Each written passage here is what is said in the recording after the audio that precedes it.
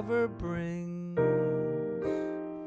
through years of endless springs. The murmur of a brook at eventide that wanders by a brook where two lovers hide. Now fate's symphonic theme, that Stella by starlight, and not a dream. My heart and I agree, she's everything to me.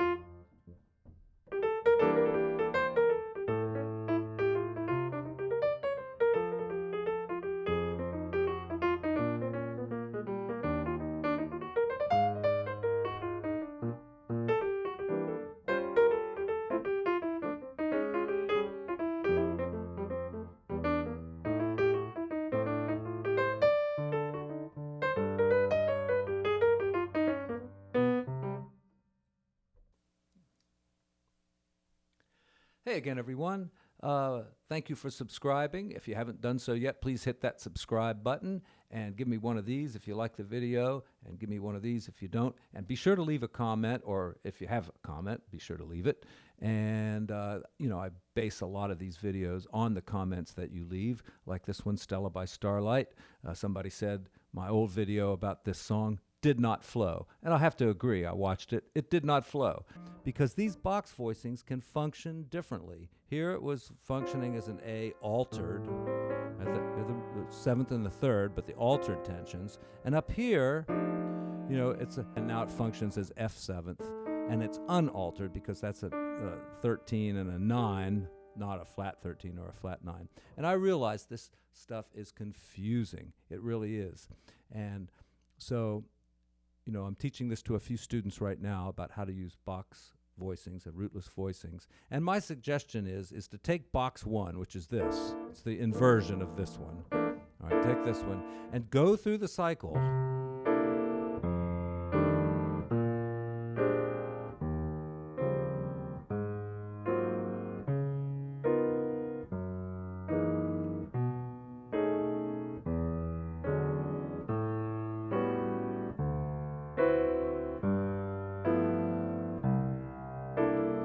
And learn it that way. And then, you know, another thing you could do is, instead of using C as your bass note, use F sharp, tritone away. Now this will be a little bit harder, and you know, what can you think of? How can you help to do this? Well, once you've learned the shapes, you'll get them down pretty easily, but thinking which one to apply to which note, you know, you got F sharp here, just start on the third if you want to do the altered voicing, okay? And then B. See, it's the exact same thing I was doing before, but I was using C for my bass note, and then F. Now I'm doing tritones away from that. All right? And just to prove I can do this, I'm going to do it.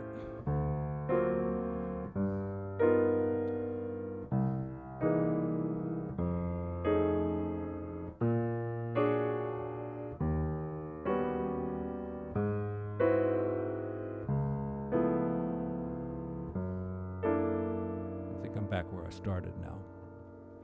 And really, you know, once or twice there I almost missed one, but I just kept thinking, okay, go up to the third of the chord, right? And then once I had my pinky there, I kind of knew what shape to play, because, you know, I play these chords all the time, and so should you if you're playing jazz. So back to Stella by Starlight.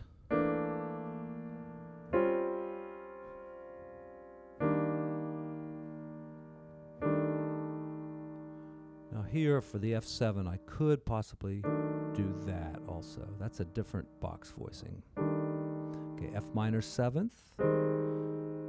Now, minor 7th and major 7th are not box voicings. We usually use the box voicings for the dominant chord more often. B flat dominant, E flat major 7th. And, you know, I should play a rootless voicing there since that's what I'm talking about. But I was so close from B flat to just go there. I like that. A flat. Okay, here's one of the first exercises we did, you know, when we were taking this one through the cycle here. A flat. Now B flat. You know, you can do this for B flat. Go up a third and then play the minor 7th chord, because you got 3rd, 5th, 7th, 9th, and then any inversion of that works. But I will say on major 7th chords, you get the dissonance right here is kind of nice. So I like to play major 7th chords, you know, with the root in there. But you can always switch it to that too. And, you know, another way of just thinking of this is play B flat major 7th, any inversion, right? And then just change the root to the 2nd. And that's a common kind of substitution, right? If you're playing a C major chord, right, and you have a root someplace, you change it to the 2nd, makes the chord a little bit nicer. Thirds can be changed to 4ths, and 5ths can be changed to 6ths also, or 13ths. Okay, so where the hell was I? I was on B flat major 7th, did it like that, then I can go to E flat, look, E flat minor 7 flat 5. The A7's got a flat 9. Now, I didn't play a flat 9, I could have, but a flat 9 is an altered tension, so I could put other altered tensions in, usually without causing any damage. So I got the flat 13 and the sharp 9 in this one. it's box 2, and then D minor 7th. Now I'll use a rootless because I'm so close. And you might be wondering, well, can I use these rootless voicings when I'm playing solo? Yes, you can, but if you do it for too long, you start feeling ungrounded. You need to have the bass notes in there. But a lot of times you can play the bass note here and a rootless voicing up here, and it sounds great. All right, so F major 7th. The problem here is the melody note. It's what they sometimes call the avoid note because it's the 4th degree of the scale. It's the only degree of the scale that doesn't quite sound right on a major 7th chord. Those all sound good and a good little run to do. Right, avoiding it's a 6-note thing because you're avoiding the 4th degree of the scale. Go like that, okay? My A minor 7 flat 5. You see, it was on A altered, and the exact same kind of chord could be used as A minor 7 flat 5. And I've been talking about this in this video, and I'm sure it's confusing to some of you. Here's D 7th, and it's got a flat 9, so that means it's altered. So I could use this box voicing, but there's another box voicing that's cool. This one, which can be moved around in minor thirds. That. So any of those chords will work for D7, and this one's got the flat 9 in it, so that might be worth it. And this one's got the flat 9 in there too. So I could go. All right, those are pretty wild chords for A minor 7 flat 5, D7 with a flat 9.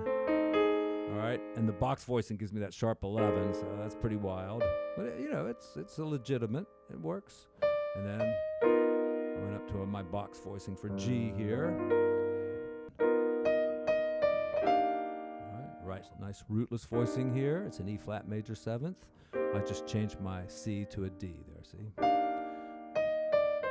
All right, that's a rootless voicing. I think we've used it before. And this is a diminished chord with a whole tone extension, and it's not the chord written there, but it's a reharmonization, and it resolves nicely. Okay, nice rootless voicing. Here's box box 4. Okay, I've never done a video on this. Box 4 is this. All right, and it works great for an E minor 7 flat 5 chord. At least I think that's box 4. Pretty sure it is. It looks like a minor major 7th chord, G minor with a major 7th. But it can be used as E minor 7, flat 5, because there it is, with a 9. All right, sounds pretty cool.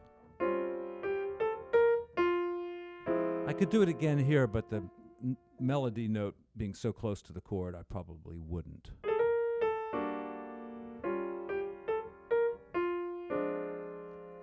In this case, I didn't even play a rootless voicing. I got the D in there. Nothing special, just an inversion. I could do that, you know. This is not a box voicing per se, but, you know, it's the same notes as this, right? It's just an inversion, so it could work. Well, let's give it a try. Sounds pretty good. I just kind of made up that one. G7, flat 9, sharp 11. All right, well, there's the rootless voicing. Here's another one. Both of them sound kind of tough, so I think I'll go. Yeah, I can use that one. That's box 4 again.